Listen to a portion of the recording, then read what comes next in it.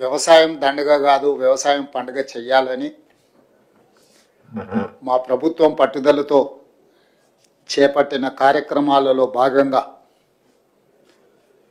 రైతు భరోసాకు సంబంధించి శాయశక్తుల ప్రతిపక్షాల నుంచి మొదలు పెడితే పత్రికల ప్రసార సాధనాల వరకు ఊహాగానాలు చేయడం, ఉన్నవి లేనివి ప్రభుత్వ నిర్ణయాలని మీకు మీరే ప్రకటించి రైతులలో గందరగోళాన్ని సృష్టిస్తున్నారు. కాబట్టి ఆ గందరగోళాన్ని దూరం చేస్తూ రైతులకు ఒక శుభవార్త వినిపించాలని ఈ మంత్రివర్గ సమావేశంలో సహచరులందరి సూచనల మేరకు ఈరోజు నిర్ణయం తీసుకోవడం జరిగింది. రైతు భరోసా కార్యక్రమంలో భాగంగా వ్యవసాయ యోగ్యమైన భూములన్నింటికి రైతు భరోసా పథకం కింద నిధులను ఇవ్వడం జరుగుతుంది. గత ప్రభుత్వం రైతు బంధు పథకంలో భాగంగా సంవత్సరానికి 10,000 ఇస్తే మా ప్రభుత్వం ప్రజాపాలనలో రైతులందరికీ సంవత్సరానికి 12,000 రూపాయలు ఇవ్వాలని నిర్ణయం తీసుకున్నది. అదేవిధంగా భూమి ఉన్న రైతులకు రైతు భరోసా పథకం కింద వ్యవసాయ యోగ్యమైన ప్రతి ఎకరాకు 12,000 రూపాయలు ఇస్తున్నప్పుడు తండాలలో, గూడాలలో, మారుమూల పల్లెల్లో ఉన్న భూమి లేని వ్యవసాయ రైతు కుటుంబాలు, భూమి లేకపోవడం ఒక శాపము, ప్రభుత్వం మమ్మల్ని ఆదుకోకపోవడము ఇంకొక శాపము అన్నట్టుగా పాదయాత్రల సందర్భంగా అటు భట్టి విక్రమార్క గారికి కానీ నాకు కానీ ఈ మధ్యకాలంలో మా మంత్రివర్గ సహచరులు పర్యటనలకు వెళ్ళినప్పుడు దృష్టికి తీసుకురావడం జరిగింది. అందుకే మా ప్రభుత్వం భూమి లేని వ్యవసాయ కుటుంబాలకు ప్రతి సంవత్సరానికి 12,000 రూపాయలు వాళ్ళకు కూడా ఇవ్వాలి, వాళ్ళు కూడా మన సమాజంలో మనలో భాగమే అని గుర్తించి ఈ పథకాన్ని అమలు చేయాలని నిర్ణయం తీసుకున్నది. ఈ పథకానికి ఇందిరమ్మ ఆత్మీయ భరోసా పథకం అని చెప్పి నామకరణం చేయడం జరిగింది. భూమి ఉన్న వ్యవసాయ యోగ్యమైన భూములకు రైతులకు ఎకరాకు 12,000 ఇవ్వడమే కాకుండా భూమి లేని వ్యవసాయ కుటుంబాలకు సంవత్సరానికి 12,000 రూపాయలు ఇందిరమ్మ ఆత్మీయ భరోసా పథకం కింద ఇవ్వాలని నిర్ణయం చేయడం జరిగింది. ఇదే కాకుండా చాలా సంవత్సరాల నుంచి రేషన్ కార్డుల సమస్య పేదవాళ్ళను పట్టి పీడిస్తుంది. అందుకే రేషన్ కార్డు లేని అందరికీ నూతన రేషన్ కార్డులు ఇవ్వాలని కూడా ఈ మంత్రివర్గ సమావేశంలో నిర్ణయం తీసుకోవడం జరిగింది. కాబట్టి ఈ అన్ని పథకాలు జనవరి 26, 2025 నుండి ప్రారంభం కాబోతున్నాయి. జనవరి 26, 2025కు ఒక ప్రత్యేకత ఉన్నది.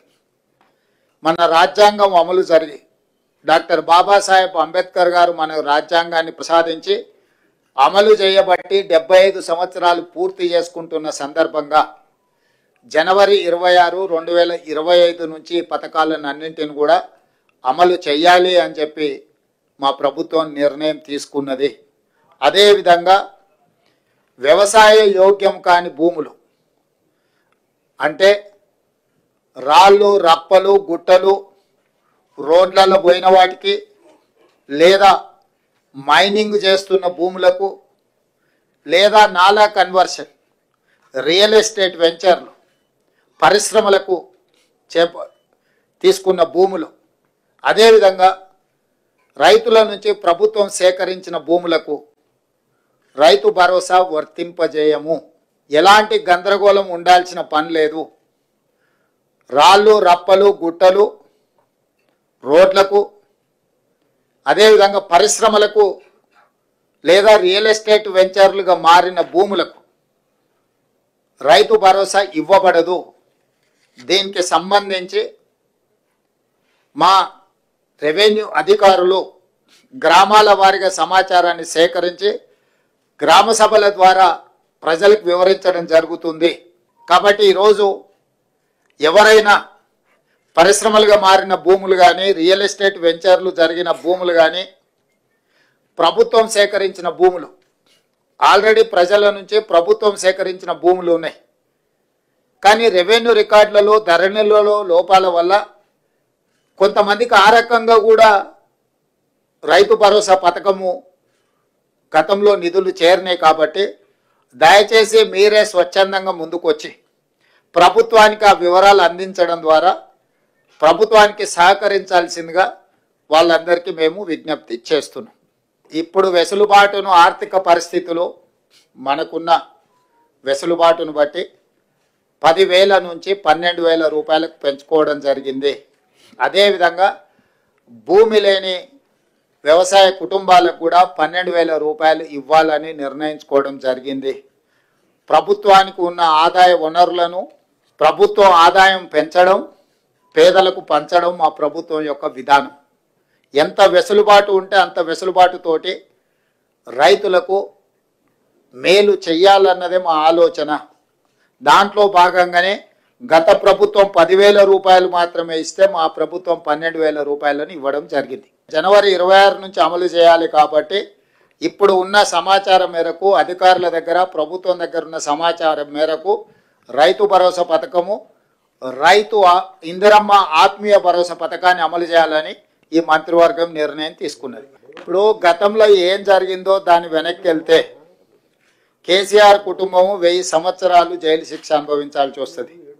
కాబట్టి వాటికంటే భవిష్యత్తులో తప్పిదాలు జరగకుండా నిజమైన రైతులకు మేలు చేయాలన్నదే మా ప్రభుత్వం యొక్క విధానము. కాబట్టి ఈరోజు ఒక మంచి నిర్ణయం ఈ మంత్రివర్గ సమావేశంలో తీసుకున్నాం. కాబట్టి అనవసరమైన అంశాలు, అనవసరమైన వివాదాలకు తావియ్యకండి. స్పష్టంగా మళ్ళీ నేను చెప్తున్నా, వ్యవసాయ యోగ్యమైన ప్రతి ఎకరాకు రైతు భరోసా వస్తుంది. ప్రతి ఎకరాకు సంవత్సరానికి 12,000 రూపాయలు ఇవ్వడం జరుగుతుంది. భూమి లేని వ్యవసాయ రైతు కుటుంబాలకు సంవత్సరానికి 12,000 రూపాయలు నగదు ఇవ్వడం జరుగుతుంది. ఆ పథకం పేరు ఇందిరమ్మ ఆత్మీయ భరోసా. రేషన్ కార్డులు జనవరి 26 నుంచి రేషన్ కార్డులు లేని వాళ్లకు రేషన్ కార్డులు ఇవ్వడం జరుగుతుంది. 3 అంశాల మీద ఈ మంత్రివర్గంలో సానుకూలమైన, ప్రజలకు ప్రయోజనం చేకూర్చే నిర్ణయాలు తీసుకున్నాము. మీడియా మిత్రులు ఈ 3 అంశాలను ప్రజలకు చేరవేయాల్సిందిగా కోరుకుంటూ మీ అందరి దగ్గర సెలవు తీసుకుంటున్నాను.